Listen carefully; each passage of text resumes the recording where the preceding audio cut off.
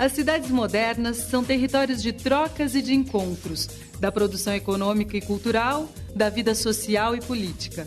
Espaço de convívio e de criação. É nas cidades que as pessoas se concentram cada vez mais. E a tendência é que esse fenômeno continue a se acentuar. Em 2008, a população urbana superou a população rural pela primeira vez na história. A FAO, Organização das Nações Unidas para Alimentação e Agricultura, estima que até 2030, 60% da população mundial estará vivendo nas cidades. Este modelo atual de cidade, como centro econômico, religioso, político e cultural, foi o resultado de um conjunto de transformações de grande repercussão que já vinham acontecendo entre os povos da Europa Ocidental na passagem do feudalismo para o capitalismo. Nós temos um conjunto de transformações que se inicia em torno do ano 1000 na Europa Ocidental. Esse conjunto de transformações econômicas e políticas envolve, primeiro, uma recuperação da produção agrícola e, consequentemente, uma melhoria do ponto de vista da alimentação da população da Europa medieval ocidental e também um incremento das trocas, das transações econômicas, trocando os excedentes agrícolas. E essas mudanças elas vão ser fundamentais para mudar o feudalismo a partir do século X. O Mediterrâneo estava fechado, ele foi reaberto na medida em que os europeus conseguiram se expandir para o sul, retomando algumas terras dos árabes.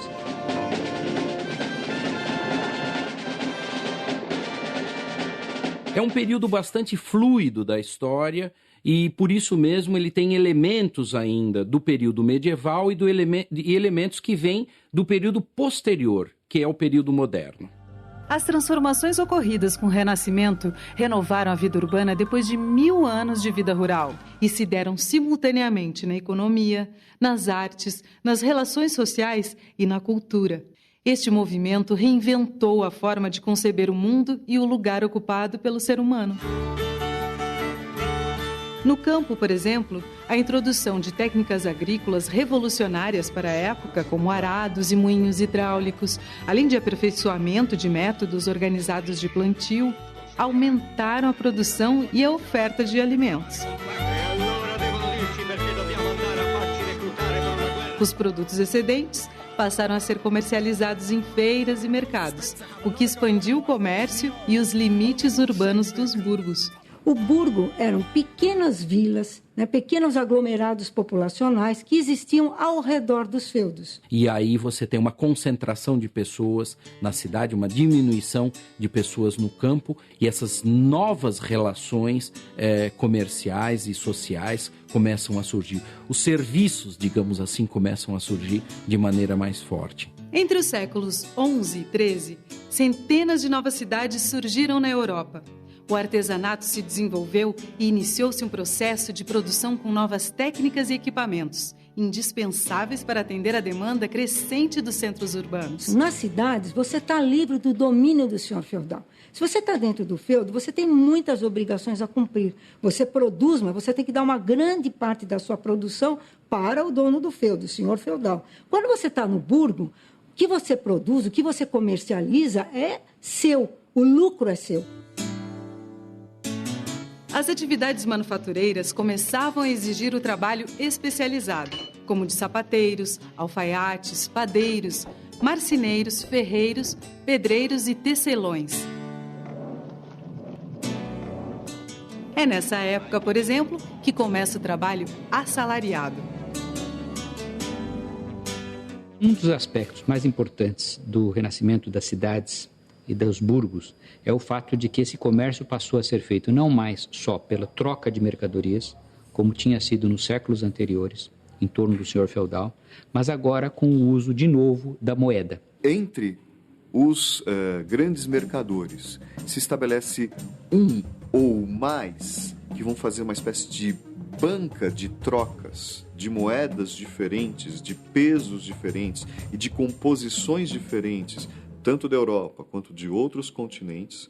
Estas bancas de troca são o embrião dos banqueiros. Além disso, não é só a moeda. As letras de câmbio, o próprio cheque, tal como nós conhecemos hoje, também surge nesse momento. Esse enriquecimento ocorre, sobretudo, porque o dinheiro passa a produzir dinheiro. E isso também é uma mudança no período renascentista. Essenciais na organização das relações de trabalho, as corporações de ofício tinham o mestre, que era responsável pela produção e pela inspeção das várias oficinas de artesãos. Havia também os trabalhadores que exerciam suas atividades por jornada e recebiam diretamente por elas, conhecidos como jornaleiros e, por fim, os aprendizes.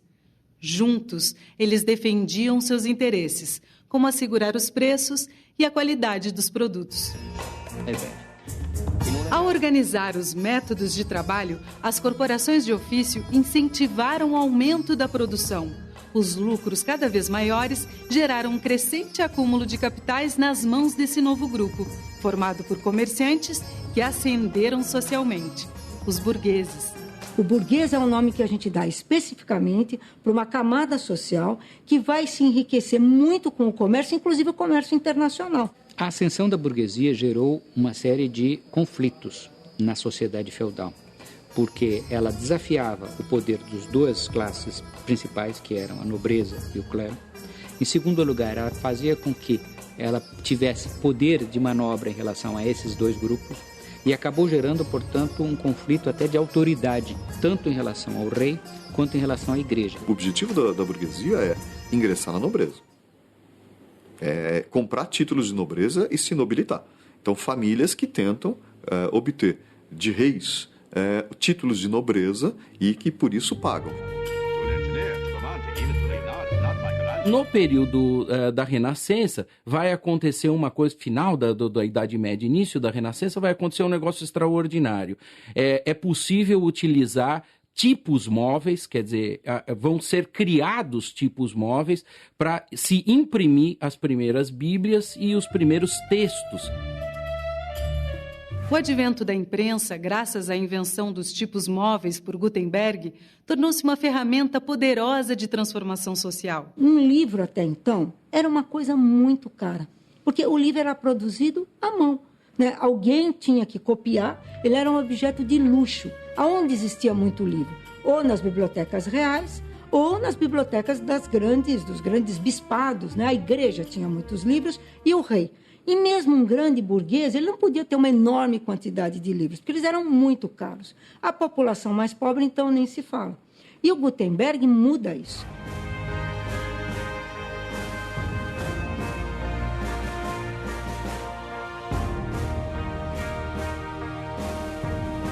Associado a isso, as escolas que eram na maioria rurais e tratavam somente do ensino de religião começaram a surgir nas cidades. Voltadas ao ensino laico e à capacitação da burguesia, essas escolas urbanas ensinavam, além de ler, escrever e fazer contas, também literatura, medicina e direito. A circulação de ideias para um público cada vez mais extenso incentivou o desenvolvimento da cultura letrada. A gente sabe que as universidades elas criam força a partir do século XI, e é legal a ideia de universidade, né? Porque é a ideia que onde você tem todos os saberes, que vão ajudar a renovar a forma de pensar que se tinha durante a Idade Média. Com o tempo, alguns burgueses ampliaram suas atividades e tornaram-se também banqueiros e investidores. Lucro, acúmulo de riquezas, controle dos sistemas de produção e expansão dos negócios levaram esses empreendedores a buscar prestígio social. E assim, por volta do fim do século XIII, os burgueses começam a promover as artes e a patrocinar obras religiosas. Foi o início do renascimento cultural. Esses burgueses, vivendo em cidade, eles começaram a poder acumular dinheiro. A igreja anteriormente vetava o acúmulo de dinheiro e ela, inclusive, era a única que tinha depósitos em valor. Então, a burguesia ela começa a surgir como um poder independente, porque ela começa a entesourar e começa a poder fazer as suas atividades e ter as suas próprias ideias, patrocinar pessoas dentro dos seus próprios âmbitos. Então, a autorrepresentação passa a ser alguma coisa interessante e válida. Então, o burguês rico, ele quer se perpetuar. Não dava para tirar uma foto, não tínhamos fotografia. Então, como é que eu perpetuo a minha esposa, a minha família, os meus feitos? Eu contrato um pintor que retrata. Olha a Mona Lisa, né? O que é a Mona Lisa? É a pintura, pelo Leonardo da Vinci, de uma senhora que era mulher de um rico comerciante. Então, há realmente uma relação bastante íntima entre essa nova ideia de homem, a burguesia e os artistas. Florença, cidade da Península Itálica, conhecida como um dos principais centros financeiros da Europa, foi uma das que abrigaram vários artistas renascentistas. Michelangelo, Giotto, Rafael, Da Vinci, Botticelli, Caravaggio, entre outros. Esses artistas reinventaram a arte com novas noções de espaço, valorizaram planos e contrastes entre o claro e o escuro e começaram a usar as cores de uma forma incomum até então. Havia preocupação com detalhes e com equilíbrio das formas. Era uma nova concepção de arte. Só nós pensarmos na importância da perspectiva para a produção pictórica, para a produção de quadros. É uma revolução enorme.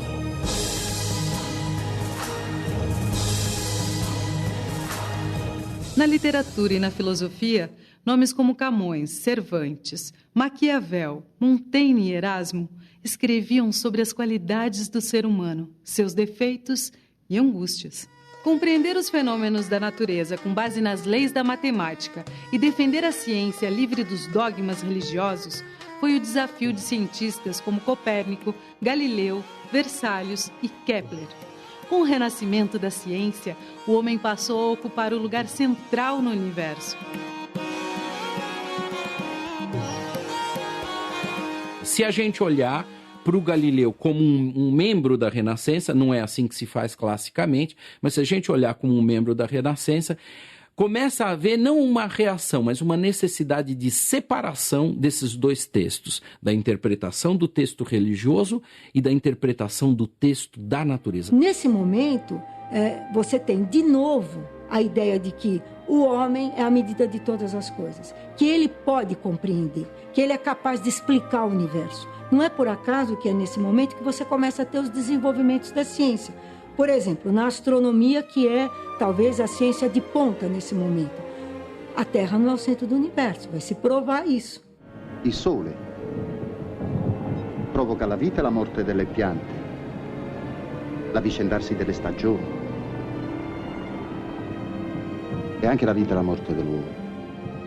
Logo surge no Renascimento um conflito entre os pensadores, aqueles que não dependem mais diretamente da igreja, e a igreja que ainda controla os mecanismos. As pessoas começam a observar o mundo, verificar que nem tudo que está escrito na Bíblia parece corresponder exatamente àquilo que foi, e aí isso gerará uma série de conflitos nos séculos seguintes, 16, 17, 18. As ideias, crenças e realizações de gregos e romanos, que na Antiguidade Clássica colocavam o ser humano e a razão no centro do universo, passam a servir de inspiração para o Renascimento. O homem se redescobre como centro de preocupações intelectuais e sociais, como criatura e criador do mundo em que vive.